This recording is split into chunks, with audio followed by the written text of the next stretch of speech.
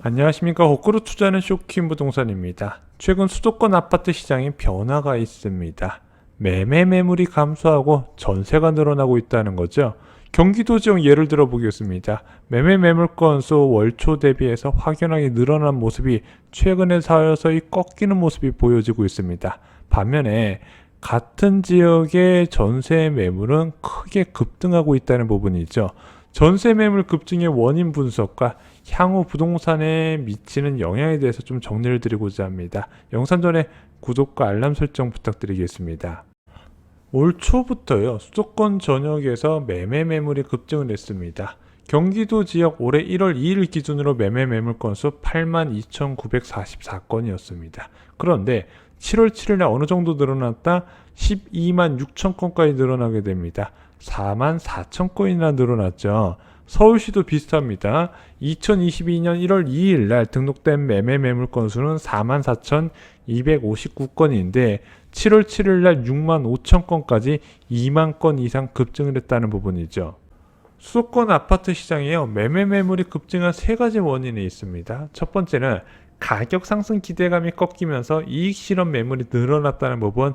이게 주택가격이 지속적으로 올라갈 때는요, 공급이 줄어드는 결과가 있지만 주택가격이 하락할 때 오히려 공급이 늘어나는 결과가 있습니다. 이게 수요자 입장에서는 볼 때는 집값이 올라갈 때 어떻게든 더 사고 싶어하는 것처럼 매도자 입장에서도 집값이 하락할 때는 어떻게든 팔고 싶어 한다는 부분이죠. 두 번째는 양도세 중과 한시적 배제에 따른 다주택자 매물 등록입니다. 그래서 내년 5월까지 한시적으로 기존 주택을 처분하는 다주택자한테 양도소득세 중과 배제와 장기부의 특별공제 혜택 적용이라는 파격적인 혜택을 제공하네? 그러면은 야, 이제 집값 오를 만큼 올랐고 세금 깎아준다니까 이참에 팔자, 매물이 늘어났다는 부분입니다. 마지막으로 최근에 아파트 거래량이 너무 많이 줄어들었잖아요. 너무 많이 줄어들다 보니까 매물이 소화 안 되고 누적되는 현상이 나타나고 있습니다. 어찌됐든 이렇게 늘어난 매물이 현재 수도권 아파트 가격 하락을 주도하고 있다는 부분이죠. 자, 하지만 7월 8일부터 다른 모습이 나타납니다. 7월 7일 날 경기도 지역의 매매 매물 건수 12만 6천 건인데 8월 9일 날은 11만 9천 건으로 7천 건 이상 감소한 모습이 나타납니다. 서울시 같은 경우는 7월 7일 날 6만 5,988건인데 8월 9일 기준으로 매매 매물 건수가 6만 1,613건으로 4천 건 이상 줄어들었다는 부분이죠. 혹시 거래가 많이 터져서 매물 건수가 줄어든 거 아닌가? 매물이 늘어났다 갑자기 줄어든 거, 거래 터져서 수요자를 찾아서 그런 걸 수도 있잖아. 그런데 그게 좀 설득력 없는 주장인 게 지금 서울 지역의 7월 아파트 거래량이 467건밖에 안 됩니다. 아직도 거래 등록 가능 기간 많이 남긴 했지만 그거 감안해도 6월달보다 훨씬 못 미치는 2월달 수준 거래량도 안 될 것으로 보여져요. 경기도 지역도 똑같습니다. 7월달 아파트 거래량 2266건이 등록됐어요. 아마 제가 볼 때는 아마 올해 중에서 가장 낮은 수치, 금융위기보다 더 낮은 수치가 기록될 것으로 보여집니다. 왜냐면은 이 정도 거래량이면요, 거래 자체가 실종된 상황, 거래가 되면서 매물이 감소할 수 있는 상황은 절대 아니라는 거죠. 자, 왜 갑자기 매매 매물 수가 줄어들었을까요? 그 시기에 있었던 정책 변화를 한번 좀 살펴볼 필요가 있습니다. 여러분들 아시다시피 7월 6일 날 정부에서 상생 임대인 제도를 확대 발표하게 됩니다.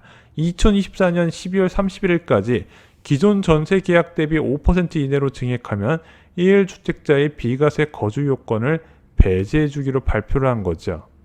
자, 이것이요, 거주 요건을 충족 못한 1주택자 갭투자한테 상당한 이점으로 작용하게 됩니다.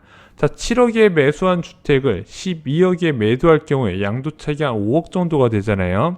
자, 이게 1주택자 비과세 혜택을 받지 못하고 1주택자의 기본 양도소득세를 적용받으면 세금이 한 1억 7,777만 원 정도 나온다고 합니다. 그런데 1주택자 비과세를 받을 경우에 양도세를 한 푼도 낼 필요가 없다는 거예요.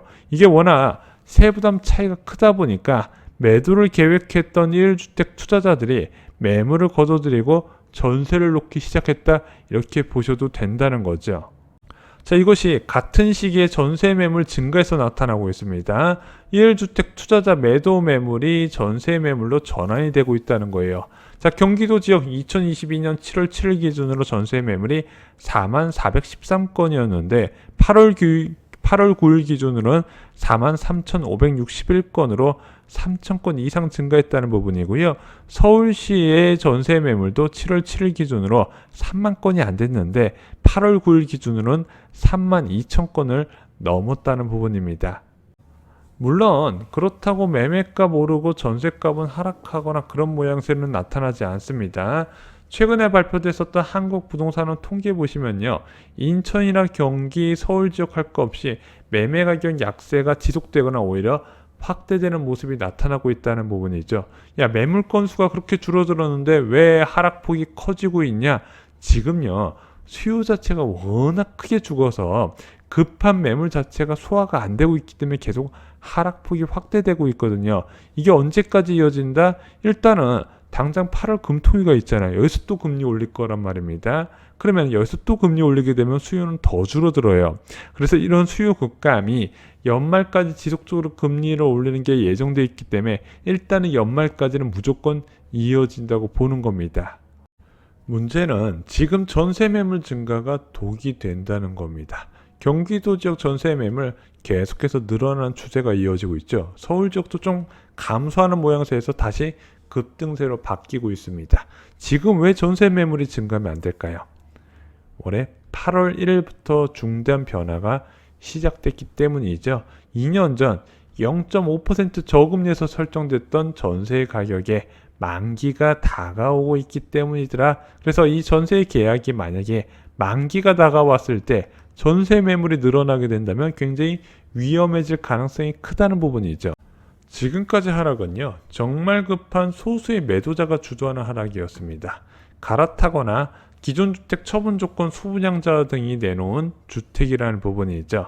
그런데 전세값 하락은요, 이런 급한 매도자를 급증시키는 결과를 만들게 됩니다. 상생 임대인 제도는요, 안 급한 매도자가 값싼 전세를 내놓는 결과를 만든다는 부분이죠. 왜냐면은 2020년에 계약했던 것 대비해서 5% 이내로 증액을 해야 되잖아요. 그러면은 솔직히 2022년 8월 이전에는 전세 가격이 굉장히 낮았거든요. 그 낮아진 전세 가격에서 5% 이내로 증액하다 보니까 이게 전세 시장에 왜곡을 부를 수가 있다는 겁니다. 자, 그런데 지금 고가 전세들의 만기가 본격적으로 다가와요. 잠실 L3 예를 들어 보겠습니다. 이 아파트 융자 없는 매물 지금 국민평수 기준으로 11억 3천만 원의 전세 매물이 나와 있는데 얘가 2020년 8월부터 12억 전세 시대를 넘어버렸어요. 그리고 14억 4천까지 올라갔다는 부분이죠. 그러면은 11억 3천보다 높은 전세 가격, 전세 계약은요, 만기 때 모두 다 역전세 구간에 들어간다는 겁니다. 집주인은 어디서 자금을 마련해 와야 된다는 거예요. 그리고 이런 상황이요, 잠실 같은 일부 지역이 아니라 수도권 전체적으로 크게 늘어날 가능성, 그래서 수도권에서 역전세 상황이 보편화될 것이고 그에 따라서 급매물이 늘어날 가능성이 있다는 거죠. 자, 이런 상황에서 값싼 전세 매물이 지금 쏟아지고 있습니다. 상생 임대인 제도가 오히려 전세값을 급락시키는 결과를 만들어지고 낮아진 전세값이 매매가 급락을 촉진시키고 있다는 부분입니다. 자, 저희가 계속 강조드렸던 게 급하지 않은 매물 수백 개 있어봤자 소용없다 말씀을 드렸어요. 진짜 시세 하락을 주도하는 것은 한 개 단지에 두세 개의 급급매가 전체적인 시세를 낮춘다는 부분입니다. 자, 대단지 하나에 이런 급급매가 많아서 시세가 쭉쭉 떨어지게 되면 주변 지역까지 쑥대밭이 돼버려요. 야, 우리 아파트는 안 떨어졌는데 안 떨어졌죠. 대신 팔려 그러면은 주변 대단지의 급급매보다 더 낮은 금액을 측정해야 되기 때문에 어차피 시세는 다 맞춰지게 돼 있다는 부분입니다. 그래서 진짜 급한 매물이 하락기에선 중요한 거예요. 그런데 현재 줄어든 매물은요, 급하지 않은 매물이 줄어든 것이고, 그리고 낮아진 전세값이 다시 급한 매물을 늘린다는 부분입니다. 그래서 이거 굉장히 위험해질 가능성이 크다는 거예요.